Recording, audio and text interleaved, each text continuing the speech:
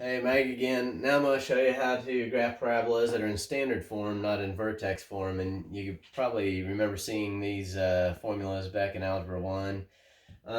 If it's in standard form, the vertex, the x-coordinate of the vertex is going to be the opposite of b over 2 times a.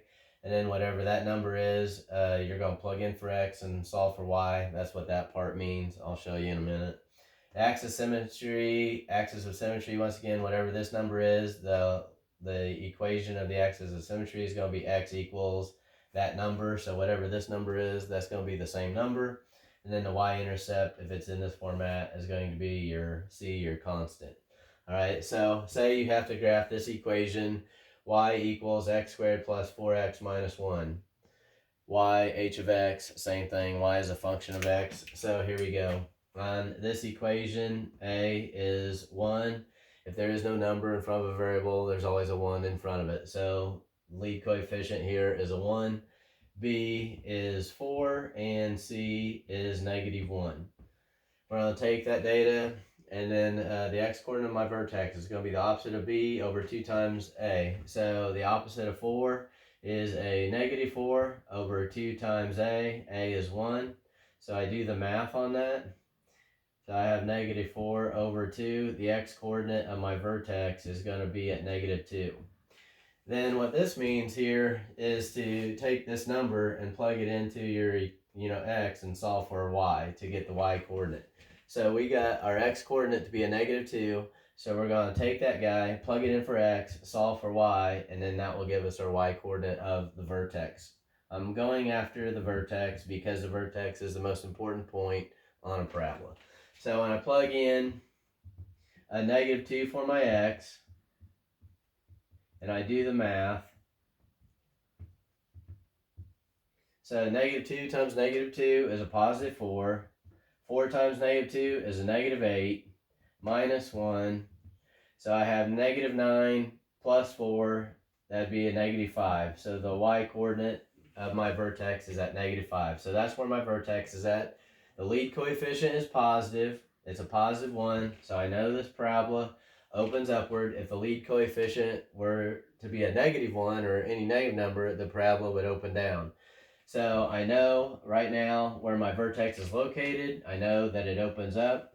I know the axis of symmetry is the same number. So my axis of symmetry is the equation x equals whatever that number is. In this case, it's x equals negative 2. And then if it's in this format, the y-intercept, that's where the graph is crossing or touching the y-axis, is going to be the c, the constant. So in this case, the c, the constant, is a negative 1. All right, so with that information, I'm ready to graph. So that stuff is all just formulas. So to graph this, it's at negative 2, negative 5. So that's 2 left, 5 down. That is where my vertex is at.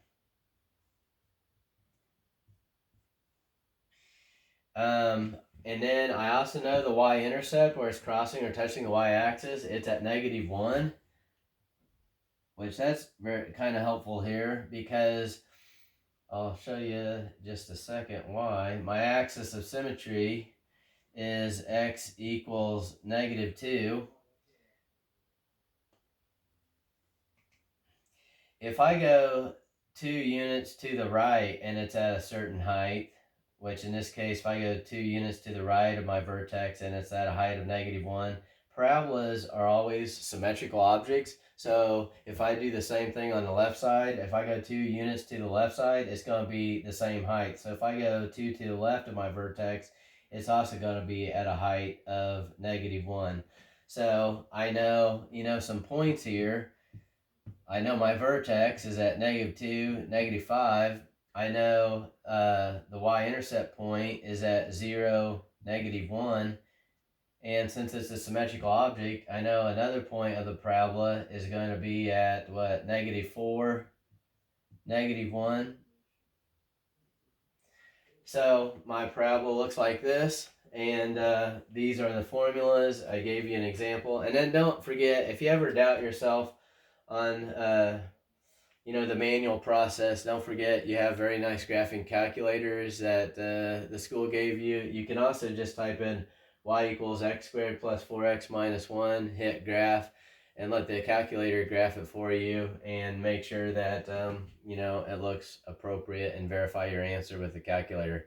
But you do need to know how to do it the manual way first, and then use your calculator to verify and make sure you do it, that you did it right. All right.